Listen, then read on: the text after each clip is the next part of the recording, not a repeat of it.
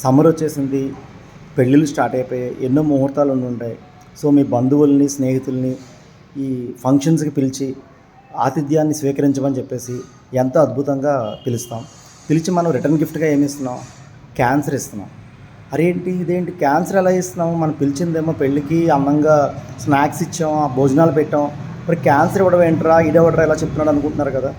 మరి మీరు వాళ్ళని పిలిచి అనారోగ్యం పాలు చేసేలాగా మీరు వాళ్ళు ఎందులో పెడుతున్నారు సార్? మీరు భోజనాలు ఎందులో మీరు వడ్డిస్తున్నారండి? క్యాన్సర్ ప్లేట్లలో. అంటే నేను ఒకప్పుడు ఫస్ట్లో జనాలందరూ పేపర్ ప్లేట్లు అనేవారు, నేనేమో ప్లాస్టిక్ ప్లేట్లు అనేవాడిని. ఇప్పుడు ప్లాస్టిక్ ప్లేట్ల బదులు వాటి పేరు క్యాన్సర్ ప్లేట్లు. క్యాన్సర్ ప్లేట్లు అంటేనే బెటర్ అండి, ఎందుకంటే దాంట్లో తింటే క్యాన్సర్ వస్తుంది. సో అటువంటి క్యాన్సర్ని మీ చుట్టాలకి, ఫ్రెండ్స్కి మీరు ఉచితంగా ఇస్తున్నారు. అది కరెక్టేనండి? మీ గెస్ట్లు, మీ ఫ్రెండ్స్, మీ పిల్లలు, మీరు అందరూ అనారోగ్యాన్ని పడి నాశనం అయిపోయేలా మీరు ప్రవర్తించడం కరెక్ట్ కాదండి. మీరు వెళ్ళే సత్రాలు అవ్వచ్చు, లేకపోతే మీరు చిన్న చిన్న ఇళ్లల్లో ఫంక్షన్స్ అవ్వచ్చు, ఏం చేసుకున్నా సరే దయచేసి క్యాన్సర్ని పంచిపెట్టద్దండి.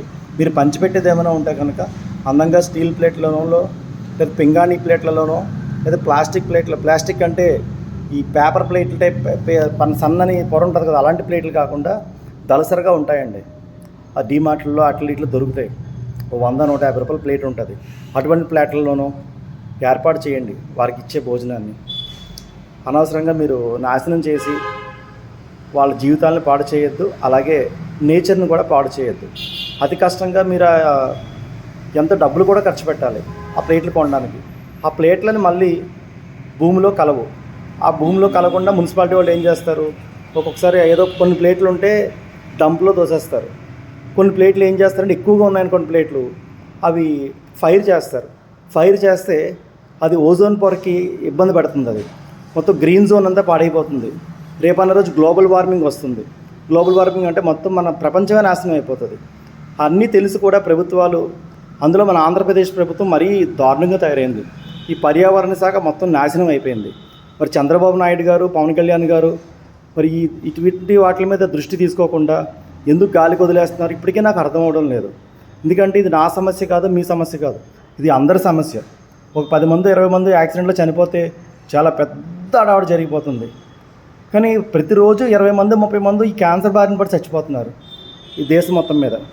సో వాళ్ళు ఎలా చచ్చిపోయినా పర్వాలేదు, వాళ్ళు ఎలా బాధపడ్డా పర్వాలేదు, జీవితం తగలెట్టేసుకున్నా పర్వాలేదు, వాళ్ళ వల్ల మీకు వచ్చిన సమస్య ఏమీ లేదు. కానీ ఒకళ్ళిద్దరు చనిపోతే మాత్రం ఎంతో సీరియస్ ఇష్యూ కింద, చావు అంటేనే చాలా తప్పు, అయ్యో అని ఎంతోమందిని డిస్మిస్ చేయడం, ఇవి చేయడం, అవి చేయడం ఎన్నో చేస్తారు. చిన్న తప్పు చేస్తేనే, చిన్న గాయం చేస్తేనే ఎంత పెద్ద క్రైమ్ అది. అలాంటిది మీరు ఏకంగా మనుషులను చంపేస్తున్నారండి. క్యాన్సర్ రోగాన్ని మీరు జనాలకు రుద్దుతున్నారు.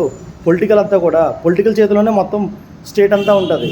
అది సెంట్రల్ అయినా స్టేట్ అయినా సరే మొత్తం పొలిటికల్ చేతుల్లోనే వాళ్ళు ఏమనుకుంటే అది జరుగుతుంది. సో అనుకోండి సార్, ప్రజలను కాపాడాలని చెప్పేసి మున్సిపల్ అధికారులను, కమిషనర్లను, కార్పొరేటర్లను వీళ్ళందరూ ఉంటారు కదా, బోల్డ్ యాంత్రాంగం ఉంది కదా, ఆ యాంత్రాంగాన్ని నిద్ర లేపండి. పొల్యూషన్ కంట్రోల్ బోర్డు వాళ్ళని వీళ్ళందరూ పడుకున్నాయి, ఈ సంఘాలన్నీ పడుకున్నాయి. ఇంకా స్వచ్ఛందంగా వచ్చి ఎవడైనా ఏదైనా చెప్తే నాలాగా అది యూస్లెస్, ఎందుకంటే మాలాంటి వాళ్ళు పవర్ ఉండదు. ఒకటి చెప్పినా సరే నువ్వెవడరా అంటారు. సో మీలాంటి సంఘాలు, పెద్ద పెద్ద సంస్థలు ఏవైతే ఉన్నాయో, సంస్థలు, ప్రభుత్వం, మీరంతా ముందుకు వచ్చి ప్రభుత్వాల్లో ఉన్న రూల్స్ని కాపాడండి చాలు. మీరు కొత్త రూల్స్ ఏం పెట్టక్కర్లేదు సార్, ఆల్రెడీ రూల్స్ ఉన్నాయి, ఆ రూల్స్ని పాటించేలా చేయండి. అది కాకుండా ఆ రూల్స్ని అధిగమించిన వాళ్ళకి ఫైన్స్ వేయండి. అది కాకుండా మొత్తానికి ఇంకా కుదిరితే మీలో నిబద్ధత ఉంటే కంప్లీట్గా ప్లాస్టిక్ ప్రొడక్ట్స్ని డిజాల్వ్ చేసేయండి సార్. అసలు కంప్లీట్గా మ్యానుఫ్యాక్చరింగ్ ఆపేయండి ఇండియా లెవెల్లో. శని వదిలిపోద్ది.